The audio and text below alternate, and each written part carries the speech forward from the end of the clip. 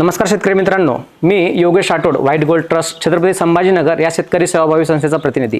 शेतकरी मित्रांनो, आपण नुकतंच राबवत असलेला शेतीपूरक जोडधंदा या सिरीजमध्ये आपले सर्वांचे स्वागत आहे. आपण शेतकऱ्यांच्या आग्रह असतो, आपण शेतीपूरक जोडधंदा ही सिरीज निवडलेली आहे. त्यामध्ये आपण बरेचसे विषय निवडलेले आहे, जसे की शेळीपालन असेल, गावरान कुक्कुटपालन असेल, रेशीम शेती, मत्स्यपालन असे विविध विषय निवडलेला आहे. त्यामधलाच आज हा एक मुख्य विषय जो आहे दुग्ध व्यवसाय. दुग्ध व्यवसायाला अनुसरून आज आपण गाव निगोज, तालुका पारनेर या ठिकाणी आलेलो आहोत. आपण प्रत्यक्ष श्रद्धाताई यांच्या फार्मवर येऊन त्यांच्याकडून दुग्ध व्यवसाय यशस्वी कसा होईल आणि त्यासाठी लागणारे नियोजन कसे करता येईल याबद्दल आपण संपूर्ण माहिती घेऊया. नमस्कार ताई. नमस्कार. सर्वप्रथम आमच्या शेतकरी बांधवांना तुमचा परिचय. येस, नमस्कार सर्वांना. मी कृषिकन्या श्रद्धा ढवण ढोरमले. मी MSc फिजिक्सचं शिक्षण पूर्ण केले आणि पूर्ण वेळ आता दूध व्यवसायामध्ये काम करते. तर जवळपास 10 ते 11 वर्ष झाली आहे मी ह्याच व्यवसायामध्ये म्हणजेच दूध व्यवसायामध्ये काम करत आली आहे. अच्छा ताई, तुम्हाला ही कल्पना केव्हा सुचली आणि तुम्ही या व्यवसायाची निवड कशी केली? ओके, आता ह्याचा असं म्हणता येईल की एक प्रकारे वारसाच आहे मला. अच्छा. की वडील फार पूर्वीपासून खरेदी विक्री करायची म्हशींची आणि त्या माध्यमातून आपणही ह्याच्यामध्ये काहीतरी करायला पाहिजे. म्हणून सुरुवातीला आई वडिलांना मदत करायला फक्त सुरुवात केली. म्हणजे सुरुवात होती वडिलांची एक लिंबाचं झाड, त्याच्या खाली काही म्हशी, एक कधी 2-3 असायच्या, कधी 5-6 किंवा कधी एकही नसायची. ते खरेदी विक्रीवरती डिपेंड असायचं. पण मग जसं जसं मी 9वी 10वी 11वी त्या ज्या काळात आहे, ह्या काळात मी छोटी छोटी कामं सगळी शिकून घेतली. 11वीला गेल्यानंतर मी पूर्ण वेळ म्हणजे सगळी जवळपास खूप सारी जबाबदारी त्यावेळी माझ्या अंगावर येऊन पडली होती. मग मी साधारणतः 11वीला असताना पासून पूर्ण वेळ ह्या व्यवसायामध्ये काम करते, या व्यवसायात कार्यरत झाले आपण. या व्यवसायामध्ये जेव्हा तुम्ही उतरलात तेव्हा तुम्हाला या व्यवसायाच्या काही असं वाटलं की मी हा व्यवसाय माझ्या खांद्यावर घेऊ शकते, की माझ्याकडून हा व्यवसाय होईल, किंवा यामध्ये काही तुम्हाला असं चॅलेंजेस असेल, काही अडचणी असेल, अशा काही वाटल्या? आता बघा, म्हणजे सुरुवात केल्यानंतर अडचणी तर खूप होत्या. म्हणजे आपण जसं वर बघतो तशा सगळ्या गोष्टी नसतात. महत्वाचं म्हणजे डिसिप्लिन खूप महत्वाचं आहे इथं. जर आपण दूध व्यवसाय करतोय किंवा जिथं कुठं आपल्याला सजीव येतोय तिथं डिसिप्लिन खूप गरजेचं असतं. बरोबर. किंवा बाकीच्याही इतर अडचणी होत्या. सुरू केल्यानंतर एक सपोर्ट होता फॅमिलीचा, की हा आपल्याला आहे सपोर्ट, आणि प्रेरणा पण मिळायची. सगळ्यात महत्वाचं की वेगळं काहीतरी करायचं आहे, करता येईल. येस. आणि त्यामुळे मग आपण खूप बाकीचं काही करत बसण्यापेक्षा चला वडिलांसोबत जाऊ, ते कशी खरेदी विक्री करतात ते बघू. तर ह्या अशा सगळ्या गोष्टी मला आवडायच्या. त्यामुळे मग खरं तर या व्यवसायामध्ये मी आले. म्हणजे एक व्यवसाय करणं हाच तुमचा एक उद्देश होता, किंवा हेच तुमचं ध्येय होतं, जे आज तुम्ही यशस्वीरित्या पूर्ण केले. तर ते हा झाला आपला परिचय, किंवा या काही गोष्टींची अडचणी असेल, किंवा तुम्ही ह्या व्यवसायात उतरलात कशा, ह्या आपण जाणून घेतल्यात. ताई, आता आपण आपल्या मुख्य विषयाकडे वळूया, जो आहे आपला दुग्ध व्यवसाय. जर दुग्ध व्यवसायासाठी आता सर्वप्रथम काय गोष्टींची गरज आहे, म्हणजे सुरू करताना जागेची निवड असेल, गोठ्याची बांधणी असेल, जनावरांची निवड, त्यांची काळजी, त्यांचे रोग उपचार, दुधाची गुणवत्ता वाढवणे, असे विविध विषय यामध्ये येतील. बरोबर आहे. तर त्याची आपण सर्वप्रथम माहिती घेऊया. तर त्यातलाच एक मुद्दा म्हणजे सर्वप्रथम जागेची निवड आणि गोठ्याची निर्मिती ही कशी असली पाहिजे. बघा, आता हे सगळे विषय खरं तर खूप वास्ट आहे. आपल्या एका व्हिडिओमध्ये ह्या सगळ्या गोष्टी तितक्या जास्त हे होणं शक्य नाही. जितकं मला सांगता येईल तितकं मी सांगते. बरोबर. आपण जर गोठ्याच्या जागेची निवड करतोय तर ते महत्वाचं म्हणजे आपल्याला शास्त्रशुद्ध पद्धतीने गोठा बांधायचा आहे. बरोबर. ते महत्वाचं. मग शास्त्रशुद्ध पद्धतीने म्हणजे काय, तर गोठ्याची जी जागा आहे तिचं सिलेक्शन आधी महत्वाचं आहे. बरोबर. तिथं आपल्याला रस्ता, वीज, पाणी, ह्या सगळ्या गोष्टींची उपलब्धता पाहिजे. मूलभूत गरजा असणं महत्वाचं आहे. Yes, right. त्यानंतर गोठ्याच्या जर आपल्याकडे कमी जनावर आहेत आणि स्वतःचा चारा असेल तर जिथून चारा आपल्याला जवळ पडतो अशा ठिकाणी आपण निवड करावी. त्यानंतर जर मुरमाड जमीन असेल, हवेशीर ठिकाणी असेल तर ते तर बेस्ट, अतिउत्तम. येस. त्यानंतर गोठ्याची बांधणी जर आपण करतोय तर अशा वेळी आपल्याला दक्षिणोत्तरच बांधणी करायची, कारण आपली जी भारताची भौगोलिक परिस्थिती आहे त्यानुसार ती बांधणी गरजेची आहे. त्यानंतर जर आपण लोखंडी पत्रा वापरतोय तर त्यावेळी आपल्याला थोडेसे उंच हाईट द्यावी लागते, कारण उन्हाचा तडाखा जास्त म्हशींना सहन होत नाही. तीव्रता ती एक उन्हाची तीव्रतासाठी ती एक काळजी घेणं गरजेचं आहे. बरोबर. दुसरं म्हणजे अमोनिया, मिथेन सारखा शेणातून मूत्रवाटे बाहेर पडत असतो, आणि थोडंसं ओपन फार्म असेल, थोडंसं इझिली हवा पास झाली तर व्हेंटिलेशन महत्वाचं आहे. ते असेल तर जनावरांना भरपूर ऑक्सिजन देखील मिळेल आणि कोरडं वातावरण. पुढचं जे हे असेल काय प्रोडक्शन ते चांगलं निघतं. सफोकेशन जर असेल तर ती जनावरं थोडीशी दबलेली किंवा थोडीशी आजारी असल्यासारखी वाटतं, अनकम्फर्टेबल फील करतील, आणि अशा वेळी प्रोडक्शन पण कमी निघतं. त्यामुळे जनावरांचं जे आपण शेड जे काही बांधणार आहे ते खूप बंद असं नकोय, थोडंसं हवेशीर इझिली हवा पास होईल अशा पद्धतीने बांधायला पाहिजे. त्यानंतर जर आपण बघितलं त्याच्यात हेड टू हेड पण आहे, टेल टू टेल पण फार्म आहे. आपल्याकडे जर तुम्ही बघितलं तर लिंबाच्या झाडाचा पण म्हणजे झाडाखालचा पण गोठा बघता येईल, त्याच्यानंतर सिमेंटी पत्रा पण बघता येईल, लोखंडी पत्र्याचं शेड बघता येईल, त्यानंतर सिंगल पाकी, डबल पाकी शेड पलीकडे जर पत्र्याचं शेड आहे ते सिंगल पाकी. हे जे आपण बघतोय त्यानंतर हा जे आपल्या शेजारी आहे हा गोठा, हा टेल टू टेल आहे पूर्वीचा, त्यानंतर हा हेड टू हेड आहे. आता प्रत्येक गोठ्यातले अनुभव वेगळे आहेत. आता ह्या खरं तर आम्ही चुका करून ठेवल्यात की झाडापासून शेड, त्यानंतर हे म्हणजे चुकातून काहीतरी शिकायला भेटेल. महत्वाचं काय माहिती का, ह्या चुका सगळ्या पेनाने लिहिलेल्या आहेत. आणि त्यामुळे इथे शेतकरी आले की त्यांना बघायला भेटतं की कोणता आपण फार्म आपल्यासाठी बेस्ट आहे. सगळ्यात शेवटी आम्ही काय बांधला असेल तो सिमेंटी पत्र्याचा शेड. कारण स्लॅब बघितला की प्रत्येक शेतकरी असे म्हणायचे की आमच्याच्याने काही हे शक्य नाही, अति वाटतो, म्हणजे खर्च जास्त वाटतो. असं काही नाही की स्लॅबचाच खर्च केला पाहिजे, ज्याच्या त्याच्या ह्याच्यावर असेल. पण त्याच्यानंतर मग आम्ही सिमेंटचं शेड पण प्रायोगिक तत्वावरती बांधलं. मग परत असं ज्यावेळी शेतकऱ्यांचा प्रश्न येतो की हे आम्हाला शक्य नाही, त्यावेळी त्यांना सुरुवात दाखवतो. म्हणजे इथून सुरुवात, ज्यामुळे शेतकऱ्यांना तेवढं कॉन्फिडन्स भेटेल आणि पहिल्यापासून तर आतापर्यंतचा प्रवास देखील दिसेल. त्यानंतर मग मी सांगत काय होतं की टेल टू टेल आणि हेड टू हेड.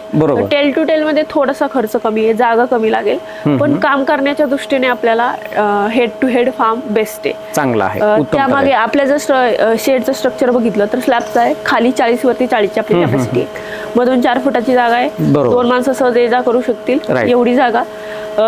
ज्यांना कमी म्हशी आहेत असं असेल तर 3 फूट जागा सोडली तरी चालेल, किंवा कमी जागा अशा वेळी.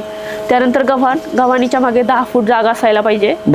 त्याचं ही कारण आहे, पण मी तरी थोडंसं बरोबरच सांगते. त्याच्या मागे नाली आणि त्याच्या मागे वासरांसाठी जर आपल्याकडे म्हशी असतील, गायी असतील तर ती जागा नसली तरी चालेल, पण म्हशीचं आणि त्या बाळाचं कनेक्शन राहावं, आपल्याला पण काम करायला सोपं जावं, ह्या दृष्टीने आपल्याला म्हशींच्या मागे वासरांची सोय करायची. तर अशा पद्धतीने आपल्याला स्ट्रक्चर बांधता येईल. एक महत्वाचा प्रश्न म्हणजे जे मला तरी वाटतं की महाराष्ट्रामध्ये जो तुमचा हा गोठा आहे हा दुमजली आहे, कस काय याची कल्पना सुचली आणि कस काय बांधला तुम्ही? आता स्लॅबची कन्सेप्ट तर आमच्या आधीपासून होती, म्हणजे या गोठ्याच्या आधीही आमचा स्लॅबचाच गोठा होता. तो ह्याच्यासाठी आम्ही बांधलेला की खाली म्हशी राहतील, वरती आपल्याला घर करता येईल.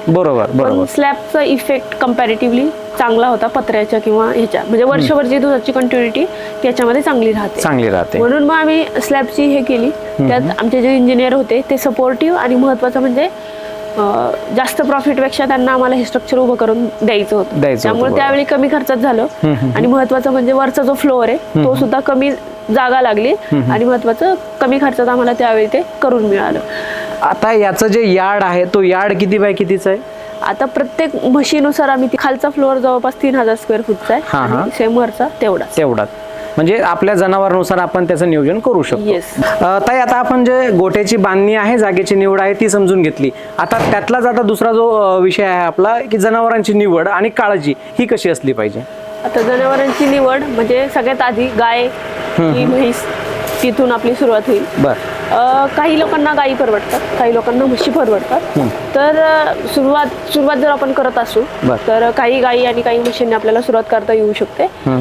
माझा म्हशींबद्दलचा अनुभव चांगला आहे, त्यामुळे मी म्हशींचं सिलेक्शन केलंय, आणि वडील पण खरेदी विक्री म्हशींचीच करतात, त्यामुळे मग तो एक्सपिरियन्स चांगला असल्या कारणानं आम्ही म्हशींचं सिलेक्शन केलं. मग जर आपल्याला म्हैस निवडायची तर म्हशीमध्ये आम्ही आमचा जो अनुभव आहे त्याच्यामध्ये मुर्रा, जाफराबादी असेल, सुरती, मेहसाणा, निलीरावी ह्या चांगल्या जाती आहेत. दुधाच्या दृष्टीने, फॅटच्या दृष्टीने.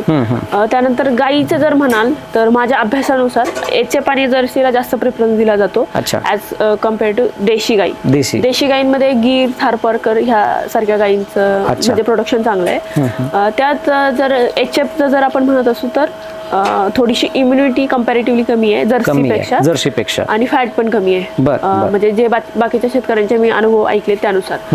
आणि जी जर्सीचं जर म्हणाल थोडंसं याच्यापेक्षा दूध कमी आहे, म्हणजे प्युअर ब्रीड्स आपण इथं लक्षात घेतोय, पण इम्युनिटी चांगली आणि फॅट पण चांगले आहे. त्यामुळे मग तुम्ही रिस्पेक्टिव्ह शेतकरी कोणत्या भागात राहतात त्यामुळे मग त्यानुसार सिलेक्शन करू शकतो.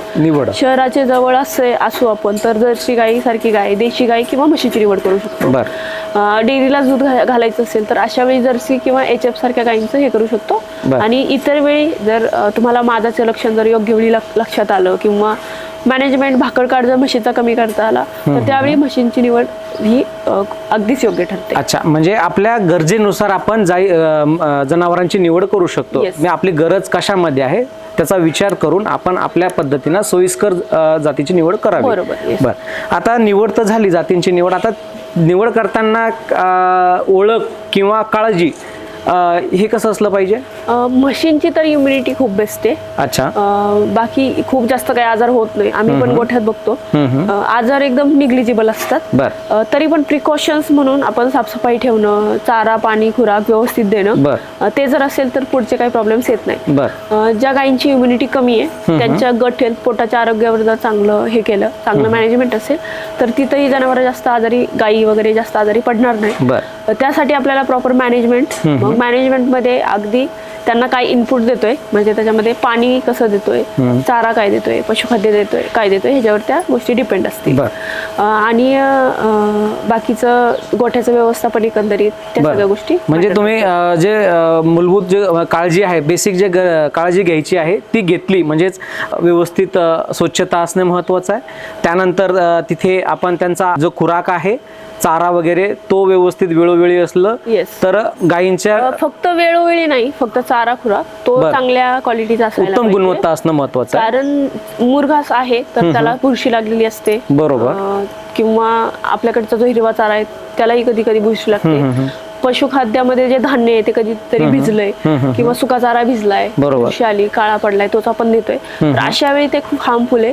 महत्वाचं म्हणजे असा चारा किंवा असं पशुखाद्य इम्युनिटी कमी करते. त्याच्या पुढे जाऊन प्रजनन क्षमतेवर परिणाम होतोय त्याचा. मग त्याच्याही पुढे जे दूध तयार होते ते आपल्या खाण्यायोग्य राहत नाही. म्हणजे आम्ही काय म्हणतोय, आज सुद्धा म्हशीला गव्हाणीत सोडलेलं पाणी जर मी स्वतः पिऊ शकले तरच ते म्हशींना प्यायला द्या. त्यामुळे मग आज जरी तुम्ही घरात आले, पाणी पिले तर फिल्टर नाही आमच्या घरात. मला जेव्हा गरज वाटेल की मला फिल्टर करून पाणी पिण्याची आज गरज आहे, पाणी चांगलं राहिलेलं नाहीये, बरोबर, त्यावेळी मात्र मग मशीनसाठी मग मला फिल्टर बसवणं गरजेचं आहे. मग इनपुट काय देतोय त्याला महत्वाचं आहे. मग चारा सुद्धा तितकाच योग्य असावा, त्याला बुरशी वगैरे आलेली नसावी. पशुखाद्य सुद्धा तसंच असावं. कारण असा जर चारा आपण पशुखाद्य देतोय तर त्यातून कार्सिनोजेनिक घटक सुद्धा येऊ शकतात जे कॅन्सरसाठी कारणीभूत असतात. त्यामुळे तिथं ते महत्वाचं आहे चाऱ्याच्या, पशुखाद्याच्या बाबतीत. चाराचा जो खाद्य व्यवस्थापन आहे, ह्या खाद्य व्यवस्थापनाची निवड कशी असली पाहिजे?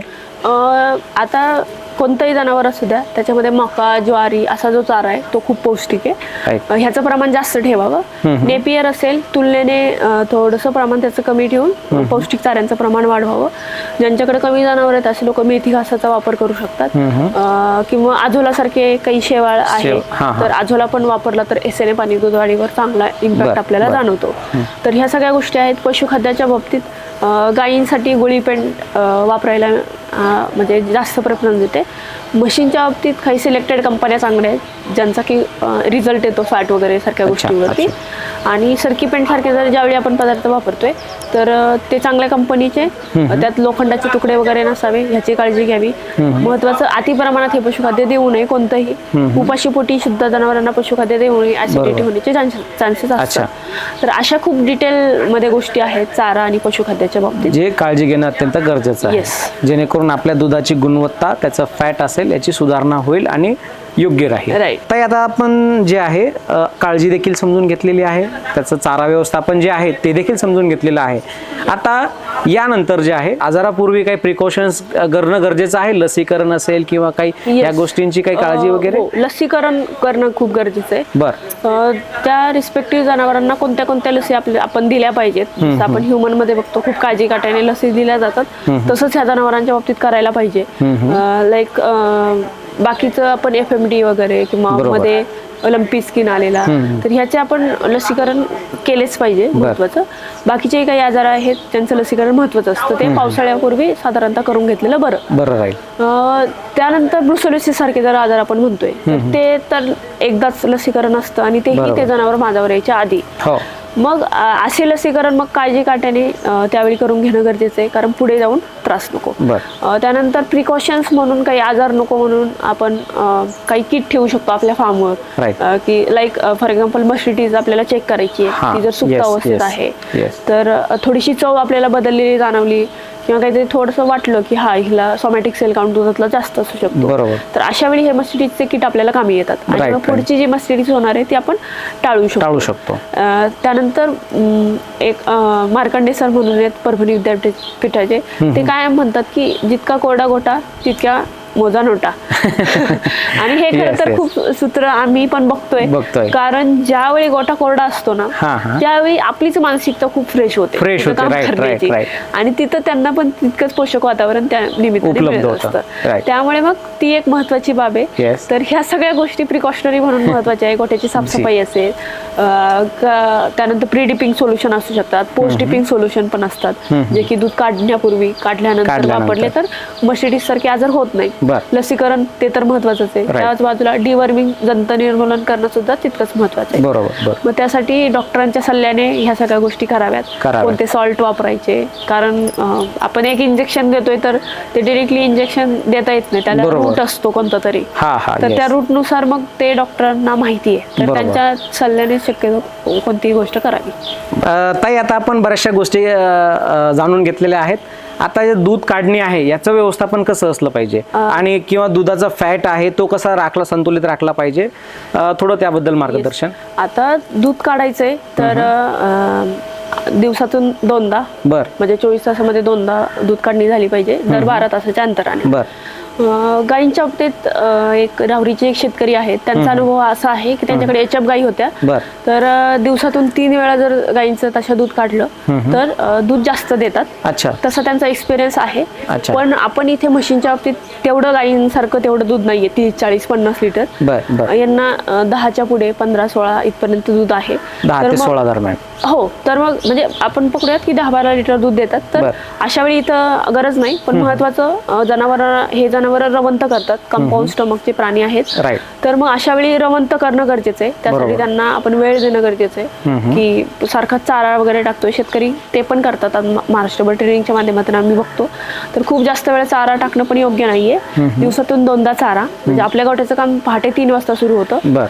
सगळ्यात आधी साफसफाई, त्यानंतर चारा, त्यानंतर दूध काढणी, त्याचसोबत पशुखाद्य, आणि नंतर गोठ्याची साफसफाई परत, म्हणजे धुणं असेल, मशीनचं ग्रुमिंग असेल, त्यांना धुणं असेल, त्यांना पाणी पाजणं असेल, या सगळ्या गोष्टी येतात. आता 8-9 वाजले की मशीनना आपण तिथेच सोडतो, जेणेकरून काय होतं की डिस्टर्ब करायला नको कोणी परत, आणि पोटभर चारा खाल्लेला असतो, म्हशी व्यवस्थित रवंत करतात.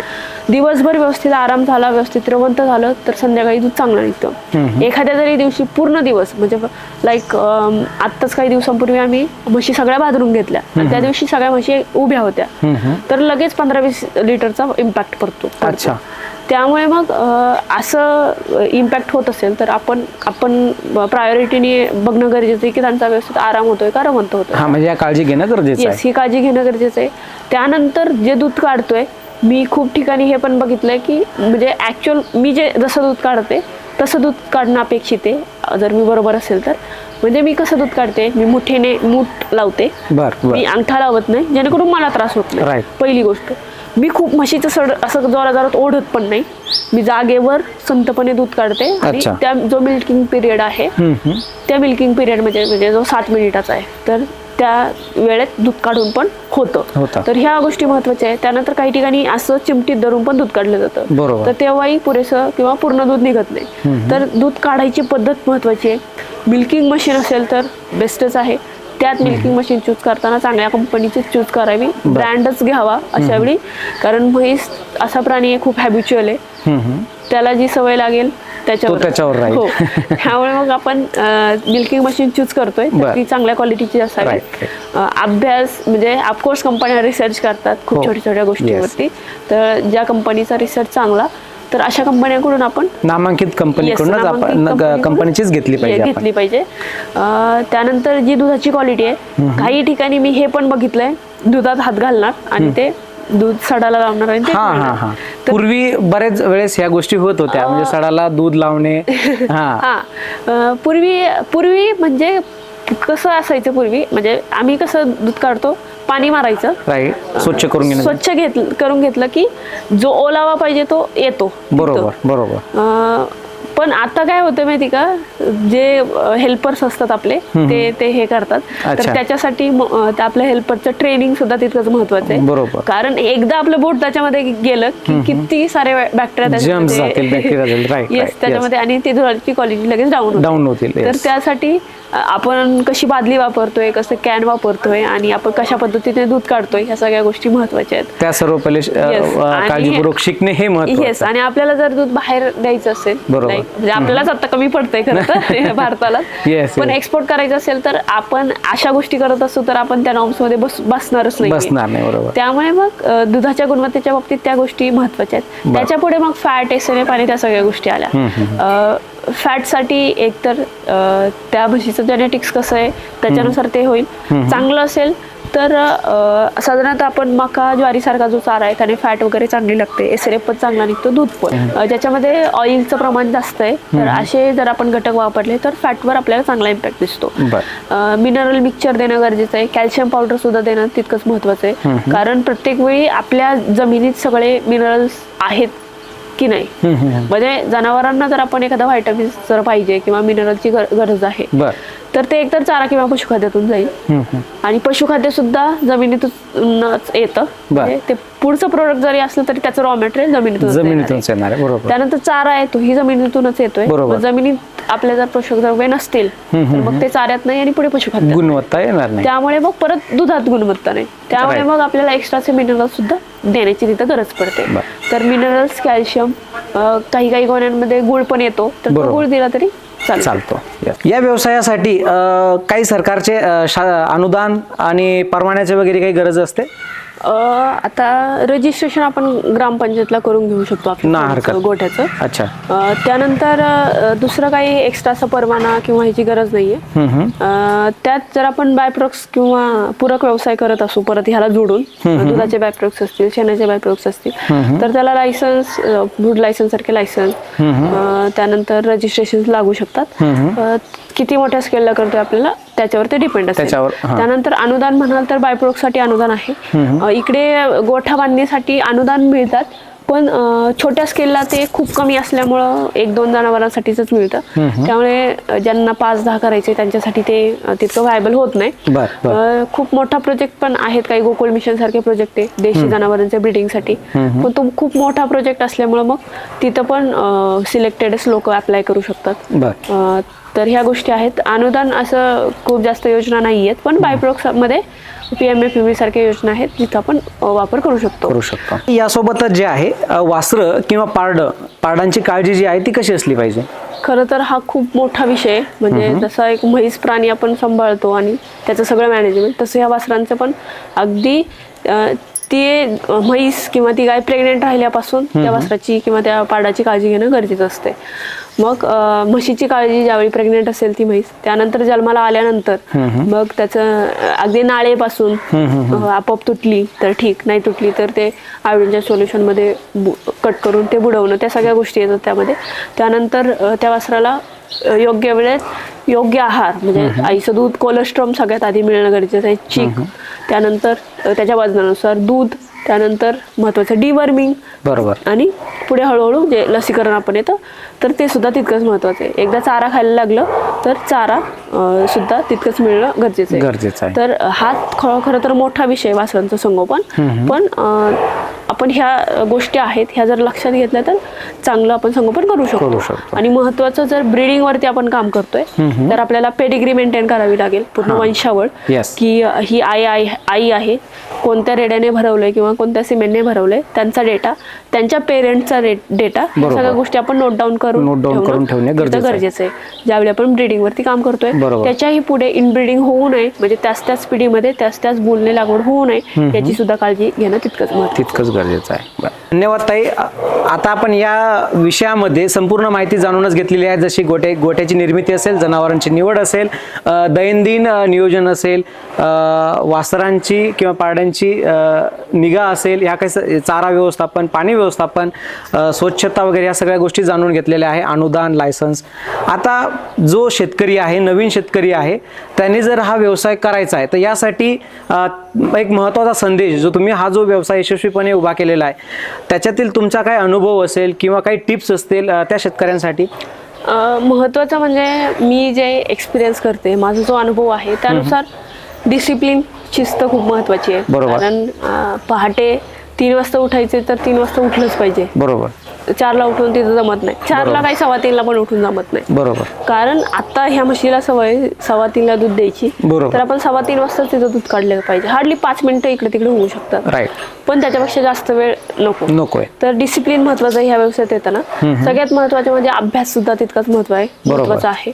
मग तुम्ही अनुभवातून घ्या किंवा मग कुठेतरी ट्रेनिंग घ्या किंवा कुठेतरी अशा पद्धतीने अभ्यास महत्वाचा आहे तिथे. आणि दृष्टिकोन ह्या व्यवसायाच्या बाबतीतला तितकाच महत्वाचा आहे. कारण तसंही एक वेगळ्या दृष्टिकोनातून बघितलं जातं गोठ्याकडे, तर तो दृष्टिकोन आपला किती पॉझिटिव्ह आहे त्याच्यावर सगळ्या गोष्टी डिपेंड असतील. आणि एक व्यावसायिक दृष्ट्या जर आपण बघितलं तर आपण सगळ्या गोष्टी नोट डाऊन आपण करून ठेवणं तिथं महत्वाचं आहे. बरोबर. त्यात अभ्यासपूर्वक ह्या दृष्टीने म्हणते की कारण आमच्याच गोठ्यात जवळपास 3 लाख रुपये महिन्याला पेमेंट व्हायचं, पण एकही रुपया शिल्लक राहत नव्हता, अशी परिस्थिती होती. मग त्याचं कसं प्रोडक्शन कॉस्ट आपल्याला दुधाची कमी करता येईल ही सुद्धा प्रत्येक शेतकऱ्यांनी गोष्ट लक्षात घेतली पाहिजे. त्यासाठी आम्ही वेस्ट मॅनेजमेंट सुद्धा केलं. त्यानंतर पशुखाद्य स्वतः बनवायला लागलो. म्हणजे आम्हाला बाकीच्या शेतकऱ्यांपेक्षा 5-6 रुपये कमी किमतीत आमचं पशुखाद्य मिळतं पर किलो मागे. त्यामुळे तो एक आमचा प्लस पॉईंट झाला. बायोगॅसच्या माध्यमातून वीज तर तयार होते बायोगॅस पासून, सोबतच जी स्लरी आहे, स्लरीची पण विक्री होते, त्या माध्यमातून इन्कम सोर्स जनरेट झाला. आता राहिलेलं जे शेण आहे त्यावर प्रक्रिया करतो, अजूनही शेणाची गरज पडते, तर ते शेण घेऊन त्याच्यावर व्यवस्थित प्रक्रिया करून गांडूळ खत, जीवाणूजैविक खत आणि डंग पावडर असे प्रोडक्ट्स बनवतात. आज जर शेतकरी आले आणि म्हटले की ताई ह्याच्यातून, आणि म्हणतात पण की दुधातून तर काही शिल्लक राहत नाही पैसा, शिल्लक काय राहते तर शेण, पण मग शेणाचं आपण युटिलायझेशन करतोय का? बरोबर. तर मग तिथं आम्ही मॉडेल समजून सांगतो की एका ट्रॉलीमध्ये किती शेण येतं आणि आपण त्याच्यापासून कसे 10-15 हजार रुपये करू शकतो. बरोबर. कशाने तर व्हॅल्यू ऍड केलेली. तर आम्ही मग पूर्ण प्रोसेसिंग करतो शेणाची आणि तिथून आम्हाला चांगला इन्कम मग जनरेट होतो. त्याच बाजूला आता रिसेंटली आम्ही दुधाचे बाय प्रोडक्ट्स बनवतो. आता ह्या बाय प्रोडक्ट्स मध्ये ऑफकोर्स व्हॅल्यू ऍड केली तर आपला प्रॉफिट वाढतो. रिसेंटली बाय प्रोडक्ट्स मध्ये आलोय आणि त्याच्यामध्ये चांगलं काम करतोय. तुपासारखे पदार्थ आहे हे आम्ही पूर्ण भारतभर पाठवतो आणि महत्वाचं म्हणजे त्याला रिस्पॉन्स पण आम्हाला तितका चांगला मिळतोय. कारण जे काही सुरुवातीचे माझे मुंबईचे कस्टमर होते आज सुद्धा ते कस्टमर माझंच तूप खातात आणि मलाच ऑर्डर देतात. त्यामुळे मग त्या सगळ्या गोष्टी असतात. तर आपण जे काय करतोय त्याच्यामध्ये मग मी जसं सुरुवातीला सांगितलं की व्यावसायिक दृष्टिकोन, अभ्यास आणि डिसिप्लिन ह्या सगळ्या गोष्टी महत्त्वाच्या आहेत. एक गुणवत्ता टिकून ठेवणे हे गरजेचे आहे. ठीक आहे. धन्यवाद ताई, तुम्ही आमच्या व्हाईट गोल्ड ट्रस्टच्या शेतकऱ्यांना अतिशय मोलाची माहिती दिली आणि तुमचा प्रत्यक्ष अनुभव, तुमची जी वाटचाल आहे मी आमच्या शेतकऱ्यांपर्यंत पोहोचली, त्याबद्दल आम्ही तुमचे सहर्ष आभारी आहोत. धन्यवाद. सर्वांचं आभार. आणि महत्वाचं म्हणजे अगदी शेवटी सांगायचं आहे की ही खूप वरवरची माहिती होती, ह्याच्याही पेक्षा खूप डिटेल सगळ्या गोष्टी असतात. तर सगळ्यांनी एकदम डिटेलमध्ये अभ्यास करून जर कोणाला यायचं असेल ह्या व्यवसायामध्ये तर अभ्यासपूर्वकच ह्या व्यवसायामध्ये या. आणि ताई आणखीन एक महत्वाची माहिती माहिती म्हणजे जर या व्यवसायासाठी कोणाला प्रशिक्षण देखील घ्यायचं असेल त्याची देखील व्यवस्था इथे केलेली आहे. तर याचा देखील शेतकरी लाभ घेऊ शकता. आणि कोणत्याही व्यवसायामध्ये असू, दुग्ध व्यवसाय असू, कोंबडी पालन असू, शेळी पालन असू, या इतर कोणताही व्यवसाय असू, एक माहिती असणं, अभ्यास केल्याशिवाय त्या व्यवसायात उतरणं हे एक चुकीचं ठरू शकतं. त्यामुळे अभ्यास करा, माहिती घ्या आणि त्यानंतर या व्यवसायामध्ये उतरा. धन्यवाद. धन्यवाद ताई.